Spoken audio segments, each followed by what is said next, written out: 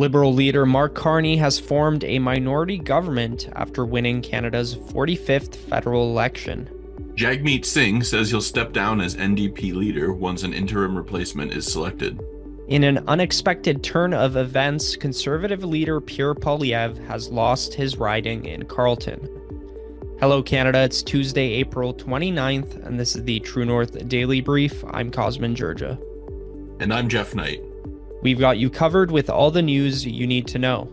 Let's discuss the top stories of the day and the True North exclusives you won't hear anywhere else. Liberal leader Mark Carney has formed a minority government after winning Canada's 45th federal election. The Liberals are projected to form a slim minority with 166 expected seats.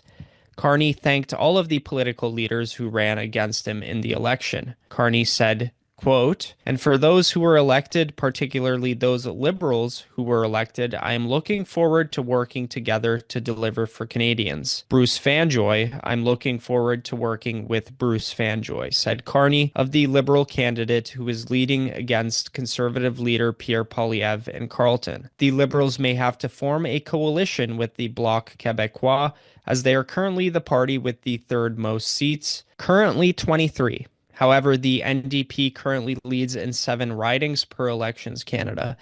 Whether the party will maintain official party status, which requires 12 seats, seems unlikely. Canada's House of Commons has 343 total seats.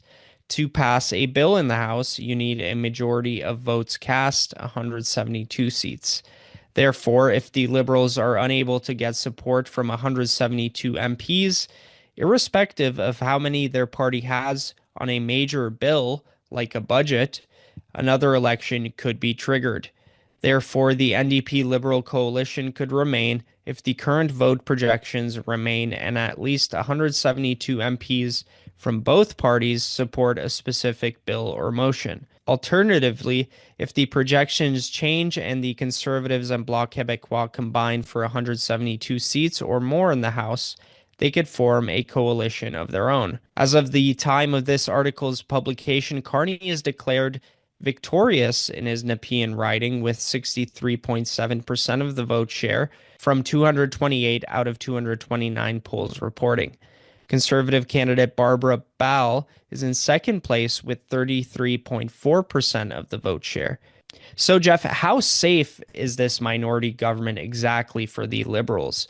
Who will they likely have to work with to continue in government? Yeah, Cosmin, Mark Carney's Liberal minority government, with a projected 166 seats, is on shaky ground, as it falls short of the 172 seats needed for a majority in the House of Commons. This slim margin, 6 seats shy of a majority, means the Liberals are vulnerable to opposition challenges, especially on confidence votes. If they can't secure 172 votes, another election could be triggered, making their position precarious. The Liberals' ability to govern hinges on coalition or issue-by-issue support, and with only 166 seats, they'll need at least 6 MPs from other parties to consistently be backing them. The NDP, which looks unlikely to secure the 12 seats needed for official party status, given they're leading in just 7 ridings, might still offer a lifeline. A Liberal NDP coalition could work if the NDP's final seat count allows them to collectively hit 172 votes on key bills, but it's a tightrope.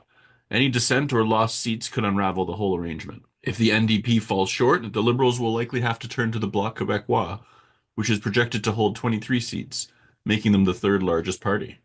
The Bloc has had a history of playing kingmaker in minority governments. Back in November 2008, they signaled support for a Liberal NDP coalition against the Conservatives. However, working with the Bloc comes with risks. Former Bloc leader Dzsurdzsa has historically leveraged such partnerships to push Quebec-specific demands, as seen in his 2011 claim that the Bloc prevented a Conservative majority. Alternatively, if projections shift and the Conservatives and Bloc together hit 172 seats, they could form their own coalition, sidelining the Liberals entirely. Carney's government is far from secure. They'll need to negotiate carefully with either the NDP or the Bloc, balancing competing interests to avoid a quick return to the polls. NDP leader Jagmeet Singh announced he'll be stepping down as party leader as soon as an interim leader can be chosen. Singh said, quote, "Choosing to commit your life to politics obviously comes with some sacrifice. But we choose this life because of the chance to change the country we love for the better.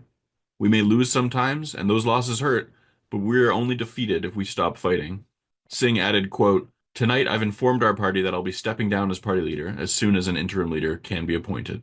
Singh has lost his Burnaby Central riding seat during the federal election, falling behind both Liberal and Conservative candidates. Currently, the NDP is projected to win 7 seats, meaning the party will lose its official status. Liberal candidate Wade Chang is projected to win the riding, currently holding 42.1% of the vote at the time of this article's publication. Conservative candidate James Yan currently has 38.7%, with Singh only holding 18.1%, according to Elections Canada. PPC candidate Richard Farbridge also currently has 1.1% of the vote, while the Greens did not have any representation in the riding. Meanwhile, the NDP managed to secure seats elsewhere in BC, as well as in Quebec, Manitoba, and Nunavut. Singh told supporters, quote, "I couldn't have done it without you. Obviously, I'm disappointed that we didn't get more seats tonight, but I'm not disappointed in our movement." So, Cosmin, what are some key notable moments from Jagmeet Singh's leadership of the NDP? Yeah, I think when Canadians and especially NDP supporters will look back at Jagmeet Singh's leadership of that party, I don't think it will be a good story because obviously the truth is in the pudding and these results speak for themselves. During his concession speech, I noticed that Jagmeet Singh sort of expressed some reluctance of stepping down as a leader. It seems like the party asked him to, and I'm not sure how well in advance the party notified Singh that the expectation was to step down because for a while they were really trailing in the polls, and I think it was clear to everybody that this would take place. And Jagmeet Singh also lost his own riding. Like he didn't have a secure hold on his own riding. He wasn't very present in his own riding throughout his time as the leader.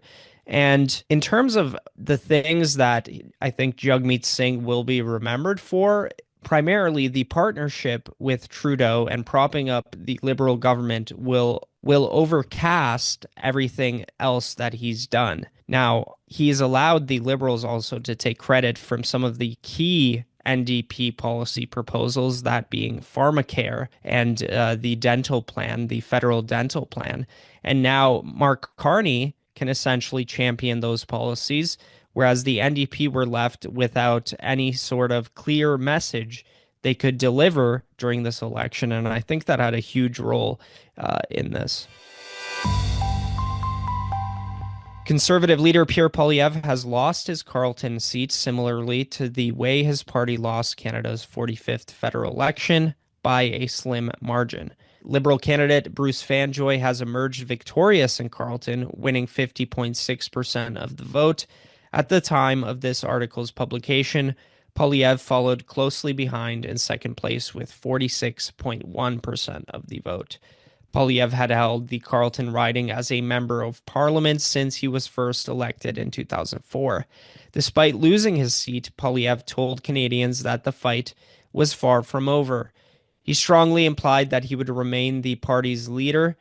The same could not be said for NDP leader Jagmeet Singh, who resigned after losing his seat. Despite losing the election, Poilievre said the night was cause for celebration as the Conservatives gained over 20 seats and received the highest share of the vote the party had received since 1988.